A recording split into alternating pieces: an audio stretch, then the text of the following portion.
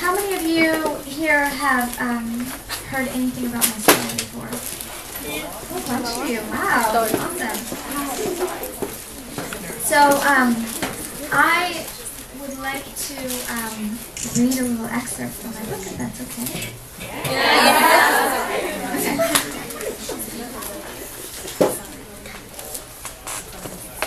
Okay. So for those of you who don't know, I had a lot happen in my childhood and in my past, and I wanted to share my story for other people to be able to relate and have hope and inspiration for, the darkness in their own lives. And I suffered a lot of sexual abuse as a child. Unfortunately, far too many of you can relate.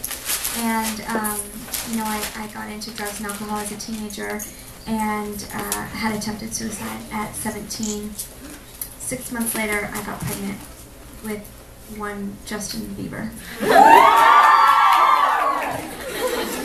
So thankfully, it was unsuccessful, and successful suicide attempt, I meant.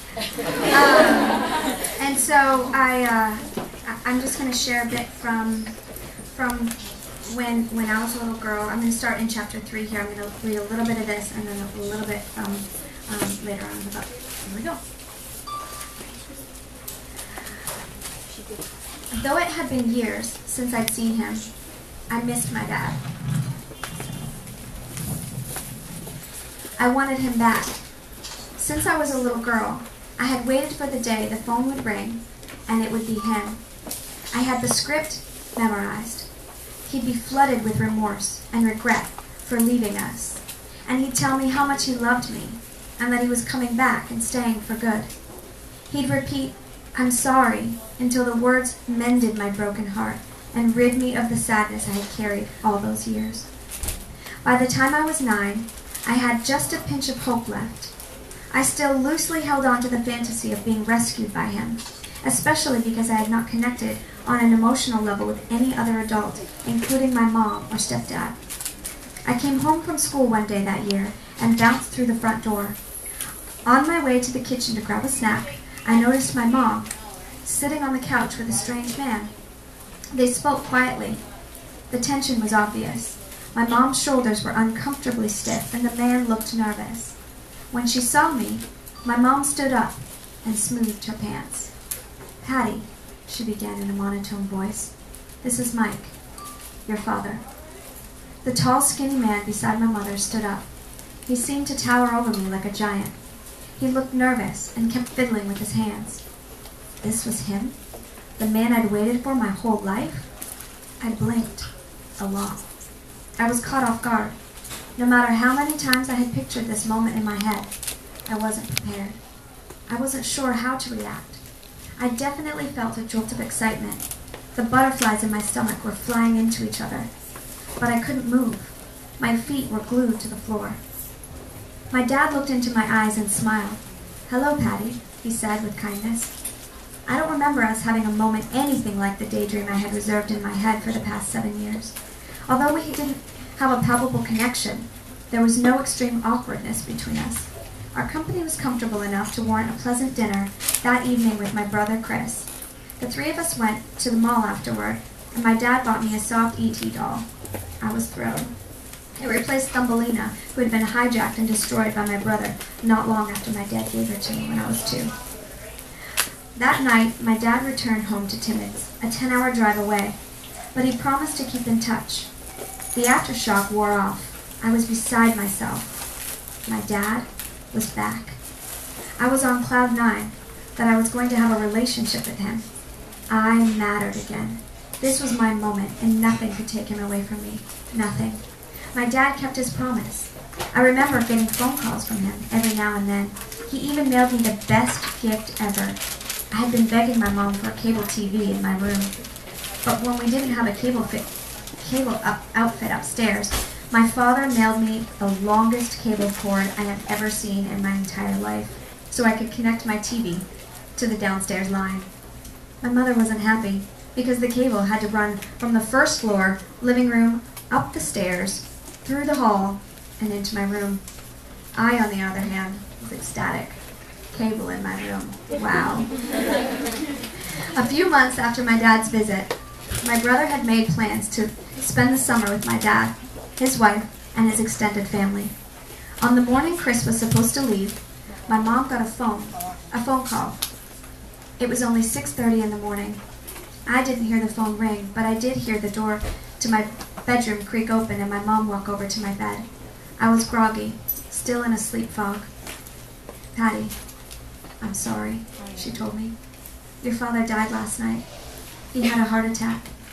She told me my brother had already left for Timmins and would attend the funeral. It was peculiar. I felt nothing. It was almost like at the sound of those words, the finality of the statement, my heart instantly turned off. Every bit of hope that had stemmed from being reunited with my dad vanished. As I'd done time and time again in the past, I detached myself emotionally to protect myself from feeling anything at all. I became completely disconnected to keep myself safe from even the slightest bit of emotion. I did, however, feel sorry for my mom and ask her if she was okay. She, of course, was fine. I allowed myself to be led by her example. So I too was fine. No muss, no fuss. 6 years later, some of the volcanic emotions that had been buried that day started streaming their way to the surface. I went to visit my dad's tombstone in Timmins. Most of our relatives on both sides lived there, so our family made the drive at least once a year to visit. On a clear sunny day, absent of any noise outside of a landscaper trimming nearby bushes, I stood in front of his grave and yelled at the top of my lungs. For about an hour I screamed at the inanimate slab of stone in hopes of surfacing the emotions I knew were inside of me. I was angry, but not full of rage, though I knew the rage existed somewhere. I had spent my life stuffing down emotion, shoving aside my hurts and pains, pushing legitimate feelings down so deep that apparently even I couldn't dig them out, not even by staring at the tombstone bearing my father's name. I yelled at him for leaving me too early, for abandoning me twice, but even as the words flew out of my mouth in a verbal storm, I didn't emotionally connect. I was still so far removed from the deep part of my heart. My internal walls had been firmly reinforced by abuse and disappointment. The emotional disconnect was my obvious defense strategy, the only way I could continue living a normal, whatever that means, life. Abuse? Disconnect. Emotionally absent mom? Disconnect. Dad dies? Disconnect. It wasn't long before those defenses worked against me. And so I'm going to skip forward, and I'm going to read some a little bit further on and end with this. I would never be emotionally whole without learning to forgive others, and most importantly, myself. When I recently read the diary I had written during my teen years, I cringed. Drinking and smoking this much on that night, getting wasted at a family get-together, calling my mom, every name in the book, a myriad of emotions surfaced. I shook my head in disbelief. I was ashamed and embarrassed of the person I once was, someone so different from who I am today. I dropped the book on the floor, not wanting to ever pick it back up. I was even tempted to burn it, to remove it from existence. Suddenly I remembered the words, "Those who are the hardest to love need it the most." I love that statement. I say it all the time to remind myself to handle certain people with care. I say it to my parents, I say it to my friends, I say it to Justin. Now, I couldn't get the saying out of my mind. Then the thought came to me. You apply this statement to everyone in your life, so why can't you accept it for yourself? Why can't you love you? The truth was shocking.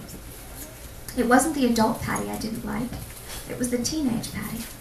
I couldn't stand the hardened, rebellious, defiant teenager I used to be. Days later, I revisited my thoughts with a counselor. I was finally able to sift through the discomfort, faced head-on with the question, and working through it with somebody I trusted. I had an awakening. I started releasing the hatred I had for myself as a teenager, for the terrible decisions I had made, for the stupid things I had said and done. I started to remember how my previous therapist had tried to get me to look in a mirror and say I love you. It was almost impossible. I tried it once or twice, but I hated it. It made me feel weird, strange, even like an imposter. But if I don't love myself, how can I love others? And if I can't receive love, how can I give love? All the commandments can be summed up into two. Love the Lord your God with all your heart, with all your soul, and with all your mind, and love your neighbor as you love yourself.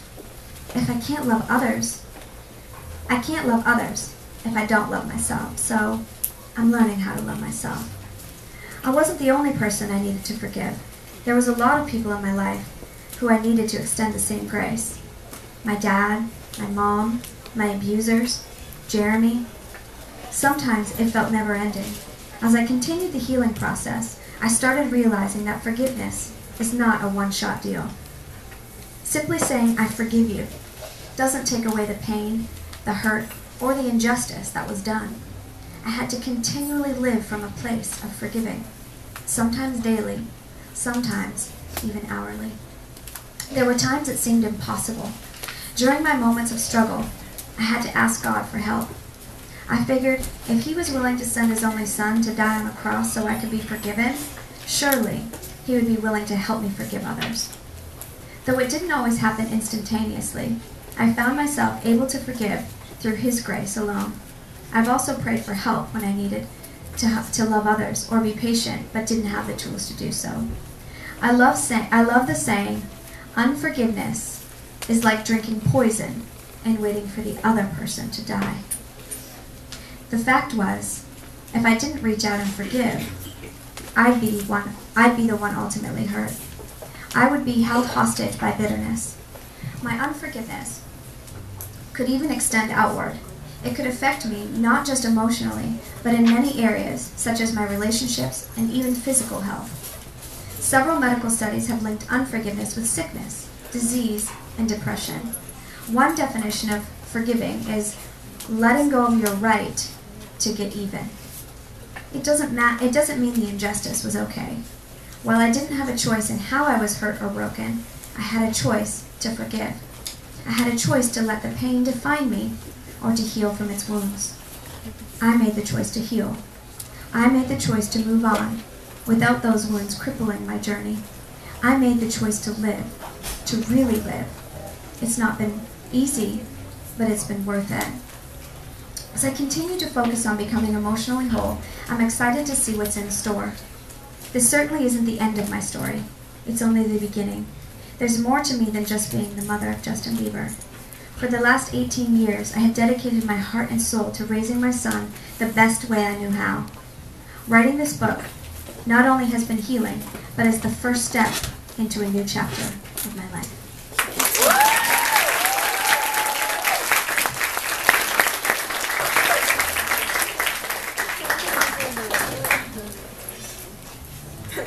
Okay. Not sure what comes next. Take some questions. We're doing? You guys want to do some questions? Okay. Do we have any questions?